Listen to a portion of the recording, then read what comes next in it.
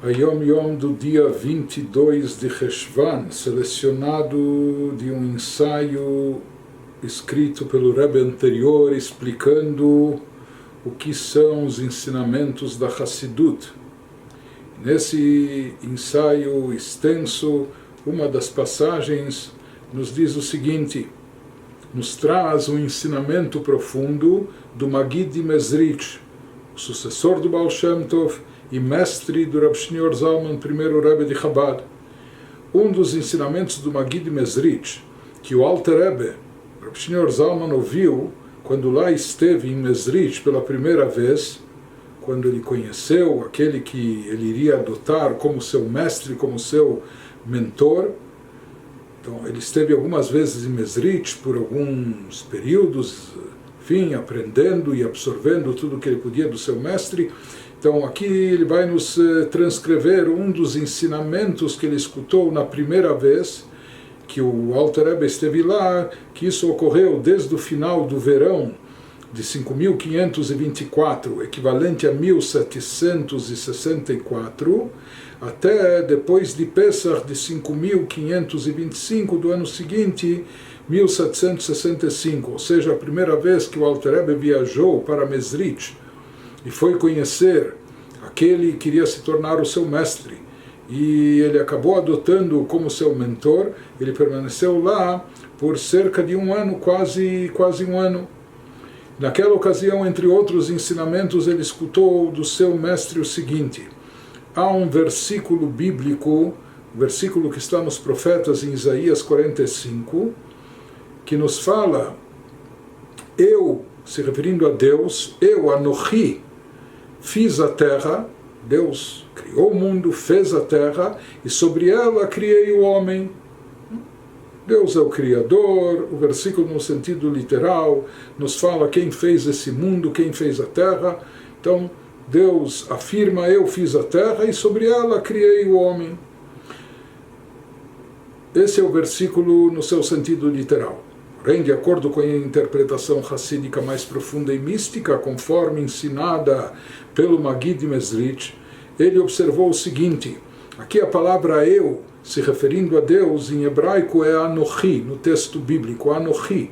Anochi, em geral, o eu mais comum e popular é Ani, no hebraico simples. Anochi é o termo mais raro para eu, se referindo a Deus, inclusive é a palavra que abre os 10 mandamentos. Quando Deus se revelou de forma inédita para toda a nação judaica na hora da entrega da Torá, então se revelou pronunciando os 10 mandamentos. O primeiro dos 10 mandamentos diz: Anochi Hashem Elokecha, eu sou Deus, teu Deus, que te tirou do Egito, etc. E os nossos livros místicos falam muito sobre esse Anochi, sobre esse eu, indicando, de acordo com a Kabbalah, que isso se refere a um nível de divindade muitíssimo elevado, porque o versículo segue dizendo Anochi Hashem Elokecha, eu sou Deus, teu Deus, numa tradução literal, mas em hebraico o versículo fala primeiro Anochi, eu, Hashem, Havaye, depois ele menciona o tetragrama, e depois Elokecha, teu Deus. Aqui o termo Deus está associado ao nome Eloquim. E nós já vimos várias vezes que o nome Eloquim está mais relacionado com a natureza, por isso o valor numérico de Eloquim é 86, que corresponde ao valor numérico da palavra Hateva, natureza em hebraico. Já o tetragrama que o precede aqui no versículo, Yud Kei Vav Kei, também já comentamos outras vezes que o tetragrama ele indica o sobrenatural, o supratemporal, onde nós encontramos todos os tempos. Nas letras que compõem o tetragrama existem as letras que compõem a palavra Hayá, Hovê e Hiê, era, é e será, numa mesma palavra. Isso indica a dimensão supratemporal, aquele que está acima do tempo e espaço, acima do universo. Isso indica a energia divina transcendental acima de todos os mundos e o universo. E antes disso ainda, o que precede e antecede isso é o Anochi, o eu. Anochi Havaye Elokecha. Então os livros místicos dizem que esse eu se refere a um nível de divindade extremamente elevado, que nem pode ser descrito com nenhum nome, nenhum adjetivo, ele escapa de qualquer definição. E isso indica o nível elevadíssimo, o nível mais transcendental que existe na divindade. Como se a gente dissesse, quando se pergunta quem está aí? E outra pessoa, eu. O eu, ele indica a essência do ser, não aquilo que é, não só como ele é conhecido pelo seu nome ou pelo seu apelido, ou independente de adjetivos ou de títulos, etc., porque os títulos, adjetivos ou apelidos e diminutivos carinhosos, isso são descrições, mas isso não corresponde à verdadeira essência, e o próprio nome, vamos dizer, o nome da pessoa também não é a essência do indivíduo. Quando se fala eu, o eu se refere à própria essência. Então aqui, no conceito divino, aquilo que está indicado nos 10 mandamentos, o Anochi faz alusão ao nível mais elevado, que se refere à própria essência divina, acima do tetragrama, acima do nome Elohim, acima do tetragrama que indica o sobrenatural, supratemporal, e o nome Elohim que corresponde à atuação divina na natureza, camuflada na natureza. Antes e acima de tudo isso vem o Anochi, o eu, a essência divina. Esse mesmo termo Anochi é utilizado aqui no profeta Isaías, nessa frase que Deus fala, eu fiz a terra e nela, sobre ela, criei o homem.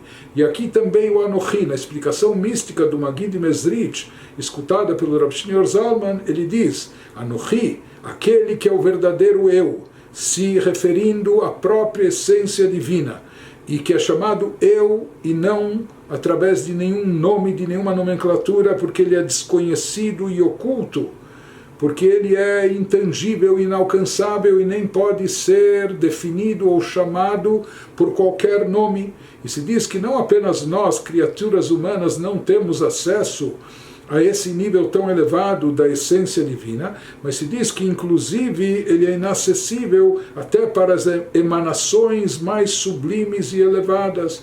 Nós sabemos que existem criaturas espirituais, assim como existem anjos acima dos anjos, existem as almas quando estão desencarnadas, desincorporadas. Acima disso existem também as sefirot, os atributos divinos, através dos quais Deus emana a energia que dá vitalidade ao mundo, universo, etc.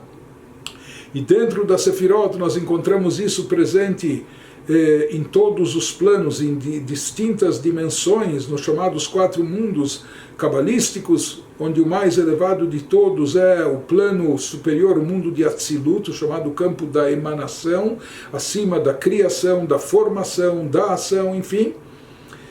Ele nos diz aqui que a esse nível da essência divina, Anochi, o chamado eu divino, ninguém tem acesso e ele nem leva nenhum nome porque ele é desconhecido e oculto, para dizer que ele é inacessível, inclusive até para as emanações mais sublimes e elevadas. Mas devemos saber que desse nível elevadíssimo, dessa essência divina, o que veio de lá, Deus investiu sua abençoada essência através de numerosas condensações. Deus derivou, fez partir uma energia diretamente da sua essência, da sua própria essência, desse plano mais elevado da divindade. É claro que essa energia, essa luz divina foi condensada, foi encoberta, foi oculta, passou pelos chamados tzimtzumim, contrições e condensações, ocultando-a, encobrindo-a, etc., para que ela pudesse chegar até um plano mais baixo. Mas, originalmente, ela partiu da própria essência divina. Então, Deus investiu, o que nós devemos saber, a mensagem que o profeta nos transmite, assim explicou o Magid Mezritch, é que Deus investiu sua abençoada essência, através de numerosas condensações, para que surgissem as emanações e criaturas, para que a partir dessa essência divina fossem criadas ou surgissem aquilo que foi criado já são criaturas, seres criados já têm uma certa percepção de si, uma certa individualidade, uma certa presença própria, etc. Não é? Mas, por isso, em hebraico se utiliza outros verbos para se referir às sefirot, aos atributos divinos, chamando isso de emanações que foram derivadas de Deus. Ainda não são criações. Não é? É algo bem mais delicado, bem mais abstrato, bem mais espiritual, mas de qualquer forma foi da essência divina que se derivou uma energia, e dessa energia divina, dessa luz divina, surgiram as emanações e criaturas. Sejam as criaturas angelicais, serafim, chayot, ofanim, diversos tipos de anjos, cada um no seu nível e categoria, e a partir dessa energia divina infinita surgiram anjos e mundos. Mundos são dimensões aqui incontáveis, dimensões espirituais. E através de inúmeras condensações, essa luz divina foi se restringindo, se ocultando, se condensando, se revestindo, etc., se encobrindo, até que finalmente ela pôde dar margem de surgir até o nosso plano físico e terrestre. Então, através de inúmeras condensações, se aplica o que está escrito no versículo do profeta, eu, Deus, mas aqui o eu é aquele eu que se refere à essência divina, Anohi, fiz este mundo se refere a este mundo físico e terrestre. E qual a finalidade da criação e existência desse mundo terrestre? Em primeiro lugar, nós vemos que a criação do mundo terrestre material está associada com o nível divino mais elevado que se refere à essência divina, esse eu do Anohi, baseado nos ensinamentos cabalísticos que nos explicam como Sof Maaseh B'Machshavat Chilá, aquilo que está no final do plano da ação é aquilo que estava originalmente no pensamento. Portanto, em primeiro lugar, aqui se enfatiza, de acordo com a Kabbalah, que o nosso mundo físico ele deriva do Anohi, da própria essência divina no seu plano mais elevado. Por quê? Porque, na verdade, a finalidade e objetivo, o propósito de toda a criação, incluindo as sefirot, as emanações, os atributos divinos, os anjos, as almas, etc. Mas, no final das contas, o objetivo reside onde? Aqui, nesse mundo físico. E porque Deus condensou e retraiu e encobriu toda a luz e energia divina até chegar a esse mundo físico, e sobre ele, sobre esse mundo, criei, barat em hebraico, criei o homem. Em outras palavras, tudo isso foi para o ser humano. O ser humano, o homem, é a criatura primordial da criação. O mundo todo foi criado não para os animais, não para os vegetais, não para os minerais, inclusive não para os anjos, etc. Todo o objetivo da criação do universo é para a criação do homem. Em hebraico, quando se fala, Deus diz, eu criei, em hebraico isso se pronuncia, se enuncia barati. Então, daqui a gente aprende, em primeiro lugar, que o homem, o ser humano, é o objetivo final da criação. E qual é o objetivo da existência do ser humano? Qual o propósito da sua vida, da nossa vida? Então, barati, eu criei em hebraico, o valor numérico das letras que compõem essa palavra, barati em hebraico, eu criei, o valor numérico delas é 613. Isso vem nos indicar que Deus fala por que eu criei o ser humano. Em primeiro lugar, eu criei a Terra. A Terra, o plano terrestre material, é derivado da própria essência divina, porque o desejo de Deus, na sua essência, foi o de possuir uma morada para Ele, onde a sua revelação da Shekhinah estivesse de forma explícita aqui, justamente aqui no plano terrestre material. E sobre esse mundo, Deus fala, eu criei o ser humano. O ser humano é a criatura primordial da criação. E qual o objetivo do ser humano? Isso está indicado, insinuado na palavra hebraica barati, eu criei, cujo valor numérico é 613, como dizendo, por que eu criei, assim fala Deus, o ser humano, para que ele cumpra e implemente as 613 mitzvot, os 613 preceitos aqui na Terra. Esse é o objetivo do homem, esse é o objetivo do ser humano. Essa foi a explicação mística, a interpretação profunda do versículo, de acordo com a explicação do Magid de Mezritch. E ele prosseguiu dizendo, mencionando e citando obras cabalísticas clássicas, como Pardes, que é um livro de Kabbalah, transcreve do Sefer HaBahir, de um livro ainda mais antigo da Kabbalah.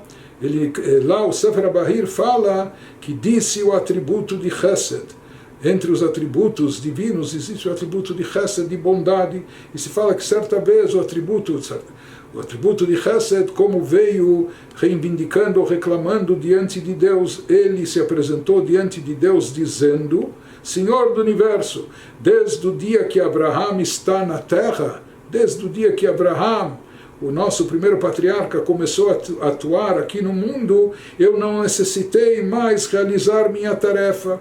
É do atributo de Chesed que se derivam todas as energias que dão margem à prática de bondade no mundo.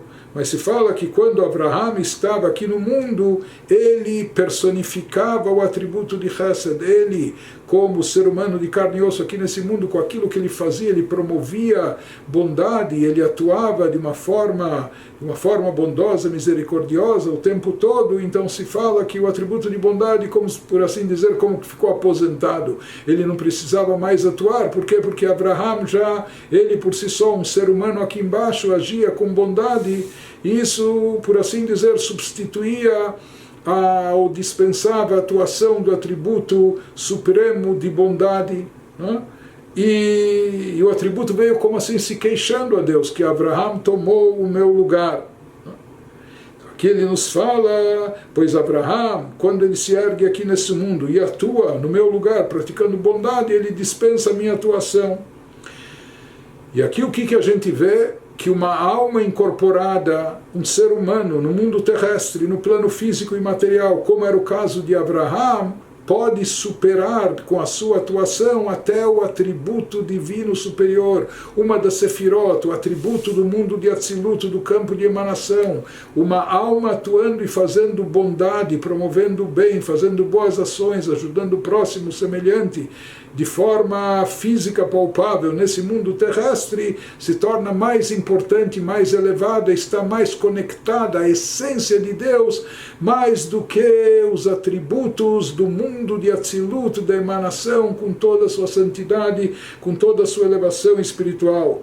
Pelo fato de Abraham, uma alma investida em um corpo, ocupar-se, o que fazia já Abraham aqui nesse mundo? Ele se ocupava com hospitalidade, ele acolhia visitantes, forasteiros, recebia visitas, fazia hospitalidade para os forasteiros, como uma forma de difundir a ideia de Deus nesse mundo inferior. E ele aproveitava esses visitantes que vinham na sua tenda para divulgar conceitos de divindade, do monoteísmo, etc. Então se diz que dessa forma ele está, de fato, Abraham ele se colocava, de fato, em um plano e nível superior a todas as criaturas espirituais, inclusive ao atributo de Chesed, de bondade, do plano supremo mais elevado de Atzilut, do mundo da emanação.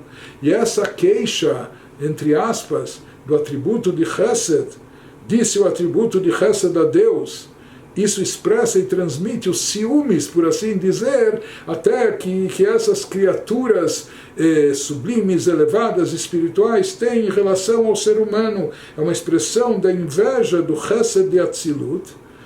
Por mais que estamos falando aqui de um atributo divino, de Chesed, no plano mais elevado de Atzilut, no chamado mundo da emanação, onde lá ainda nem há criação, tudo é abstrato, espiritual, é divino, está unificado com a divindade no plano de emanação. Mas mesmo assim, se fala que pode haver, por assim dizer, essa inveja da bondade de Atzilut, de um ser humano que está praticando bondade aqui embaixo. Ele invejava o trabalho de Abraham Avinu, de abençoada memória, Alav Shalom. Isso tudo que o Magid Mezritch ensinou, transmitiu, e o Alter Rebbe, o Rav Shneur Zalman, anotou e aprendeu, enfim, isso tudo enfatiza a grandeza da atuação humana promovendo o bem aqui na Terra, no plano físico. que isso pode nos fazer transcender e nos elevar e nos colocar num nível, num patamar que até causa inveja para as criaturas espirituais mais superiores. Isso nos torna mais elevados que os anjos, que a Sefirot, que os atributos e até de Atzilut, de emanação. E daqui nós vemos o poder, alcance e efeito das boas ações que um ser humano pratica aqui embaixo.